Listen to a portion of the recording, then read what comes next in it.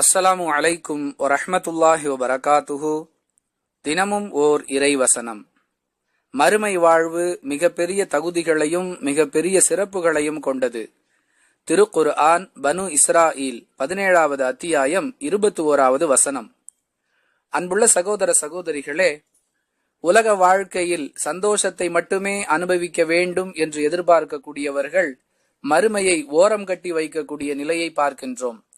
மாறாக யார் மறுமையில் நிம்மதியான சூழலை அனுபவிக்க வேண்டும் என்று எதிர்பார்க்கிறார்களோ அவர்கள் பல வகையான கட்டுப்பாடுகளுடன் கூடிய வாழ்க்கையை வாழுகிறார்கள். அதனால் அவர்கள் அதிகமான சிரமங்களை எதிர்கொள்ள வேண்டிய சூழ்நிலைக்கு தள்ளப்படுகிறார்கள். பல வகையான சுகங்களை அவர்கள் இழக்கிறார்கள். அதற்குரிய பரிசாகத்தான் மறுமையில் அல்லாஹ் அவர்களுக்கு உயர்ந்த தகுதிகளையும் சிறப்புமிக்க ஏற்பாடுகளையும் செய்து வைத்திருப்பதாக இவ்வசனத்தில் வாக்களிக்கின்றான். மறுமையை நம்பி அதற்குரிய முன் தயாரிப்புகளை நாம் இவ்வுலகத்தில் அமைத்துக் கொள்வது மறுமை வெற்றிக்கு உதவியாக இருக்கும் என்பது இவ்வசனத்திலிருந்து நாம் பெறக்கூடிய பாடம். வாஹிரு தஅவானா அனில் ஹம்துலில்லாஹி ரப்பில் ஆலமீன்.